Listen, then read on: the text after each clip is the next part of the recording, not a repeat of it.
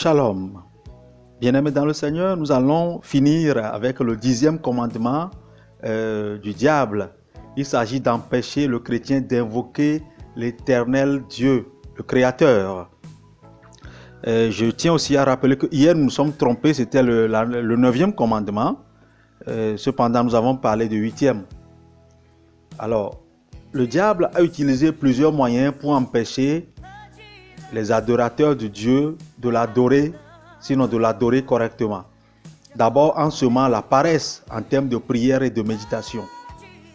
De deux, la procrastination. C'est le fait de reporter à demain des séances de prière, les jeûnes et d'autres rendez-vous de réveil. Le 3, c'est que dans l'histoire, nous avons connu un moment des croisées, où on a parlé de 3 grandes croisades, où le diable a utilisé des agents pour massacrer enfants, femmes, des hommes qui aimeraient bien adorer Dieu en toute tranquillité. Ils sont généralement traités d'hérésie, exécutés, tués, massacrés un peu partout au nom de Dieu. Pourtant, c'est des impies, c'est des incrédules qui n'ont rien à voir avec Dieu. C'est une époque où on brûlait ceux qui sont en possession de la Bible. Tout cela pour empêcher les hommes d'invoquer le nom du Dieu Tout-Puissant. Et tout ceci sous la bénédiction de la papauté et des rois d'Europe. Ensuite, le nom le plus ancien et le plus évident de Dieu est dans le tétragramme de la Bible hébraïque YHWH, qui est prononcé Yahweh ou Yahweh. C'est un style propre aux Hébreux qui s'appelle Ketiv Kere, lorsque ils codifient un nom par des consonnes. Ce nom fut l'objet d'un détournement d'un peuple qui apparemment sait mieux prononcer les consonnes que quiconque au monde. Ils disent Yahweh. C'est un peuple, une ethnie du Togo. Et le peuple même se donne comme nom Yahweh, qui signifie le peuple de Dieu.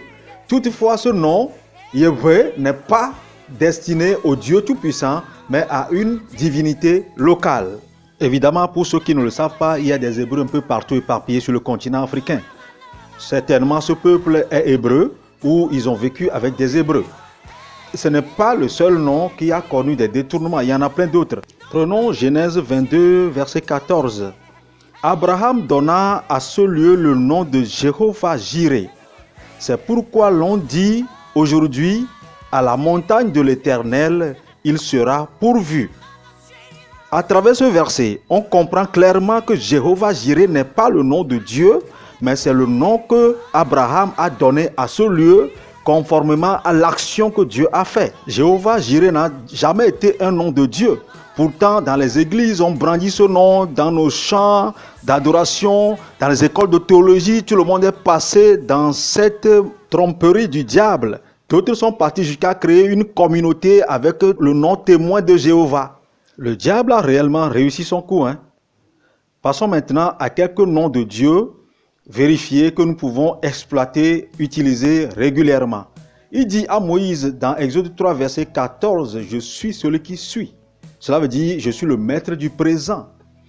Il dit dans Apocalypse 1, verset 8, « Je suis l'alpha et l'oméga », celui qui est le maître du commencement et le maître de la fin. Celui qui est, qui était et qui vient, le Tout-Puissant. Cela montre combien de fois c'est un Dieu qui est constant. Il dit il est le même hier, aujourd'hui et éternellement. Le temps n'a aucune action sur lui. La parole de Dieu nous enseigne qu'en lui, il n'y a aucun nombre de variations. Dans Marc 14, verset 36, il est Abba Père. Dans Romains 8, verset 15, il est Shiloh. Dans Genèse 49, verset 10, il est Elohim. Dans Apocalypse 3, verset 14, il est Amen. Ésaïe 7, verset 14, il est Emmanuel. Matthieu 23, verset 8, il est Rabbi. Apocalypse 5, verset 5, il est lion de la tribu de Juda. Bien-aimés dans le Seigneur, reprenons la prière avec ferveur. Reprenons la méditation, surtout sondons les Écritures et utilisons le nom de Yehoshua HaMashiach pour briser les traits enflammés de l'ennemi. Amen. Ce nom signifie Jésus le Messie.